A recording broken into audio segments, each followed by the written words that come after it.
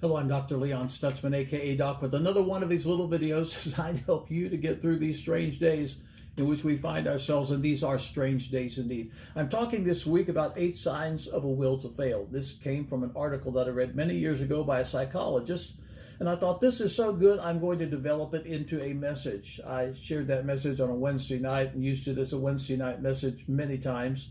Then I lost it, and it was lost for years and years and years. I was thinking about it week or 2 or 3 ago, and the day after I was going through an old notebook and I found the notes, 8 signs of a will to fail. Let me refresh your memory. Number 1, a life that's filled with meaningless or secondary activity. Number 2, no time to develop potentials. Number 3, hung up on meaningless detail. Number 4, if you sleep too much, it's a pretty good sign you've got a will to fail. If you are a heavy drinker, that's another sure sign you've got a will to fail. Party, party, party. Number 6, you have a will to fail. Number 7, looking for something to do besides that which needs to be done, you've got a will to fail. If you work on things that don't matter, you surely have a will to fail. Now that's from a psychologist's perspective. How about from a spiritual perspective? If you don't exercise your spiritual authority, that is a sure sign that you have a will to fail. Now, I understand that we are in a spiritual warfare.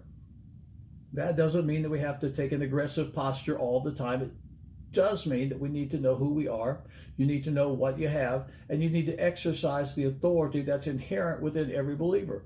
I said to a friend of mine one day who was conversing with New York City, I said, you know, I hear these terrible stories about people being accosted in New York City and being hassled by other people. I said, I've walked hours and hours and hours for days on end through New York City, and no one has ever bothered me. He looked at me and said, you don't look like someone that wants to be bothered.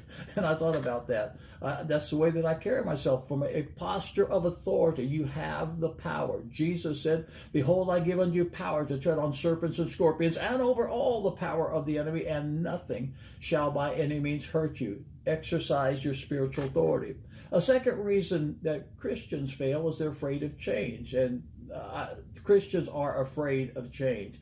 And the essence of the gospel is change, but we all with open face, beholding as in the glass the glory of the Lord, are changed into that same image from glory to glory, even as by the Spirit of the Lord. 2 Corinthians 3 verse 18. Listen, the nature of the gospel is changed. The nature of life is changed. Change is inevitable. Pain is optional. If you see a bend in your road, take the bend. I've got a famous little saying on my desk. The bend in the road is not the end of the road unless you fail to make the turn. So if your road is bending, make the turn and embrace the change. A third reason that Christians fail, we're afraid of responsibility. You have to accept responsibility if you're going to succeed. And the higher you climb in success, the more responsibility you're going to seem to have. And that is followed by number 4, added work. There's always added work to success. If you want to succeed, it's going to take work. I remember a conversation I had with a young pastor years ago.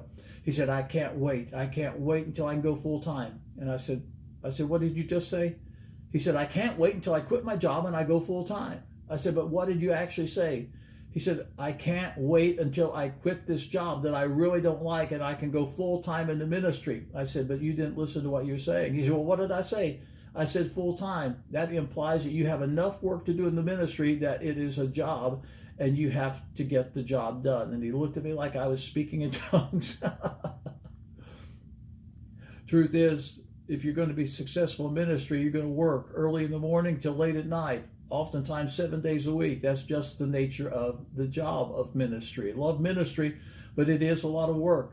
Years ago, one of our staff pastor's wife visited the office, and she told him that night, she said, you know, I thought you guys just sit around, drank coffee, and talked all day long. So everyone was working and everyone was busy. That's because we want to succeed. If you want to succeed, it's going to take a certain amount of work. But there are those that don't want that responsibility. They don't want that work because here's another reason Christians fail. They're afraid of a mental or physical breakdown. Listen, you go quit a long time before you have a mental or physical breakdown. And if you find yourself on the edge, you just need to back off. And then lastly, there are Christians that fail to succeed because they're actually afraid of success. I know many, many, many who have sabotaged their own efforts because they were really afraid to succeed. Don't be afraid of success. Success is God's idea.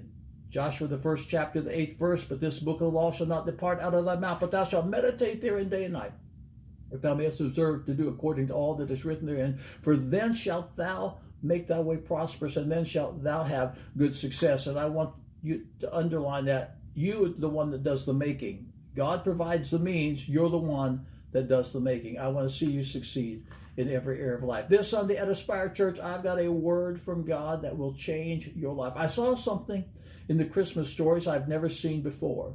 Oftentimes the Christmas stories are kind of light and saccharine. This is revelation that will take you up to a new level. It's going to be powerful stuff. Catch it Sunday morning, 10 o'clock Eastern Standard Time. Live stream AspireChurch.tv, Facebook Aspire Church TV. That's live stream AspireChurch.tv, Facebook Aspire Church TV. Powerful stuff for people that want to experience the grace and the goodness, the power and the blessings of God. I'll see you then. Be back next week with some new videos.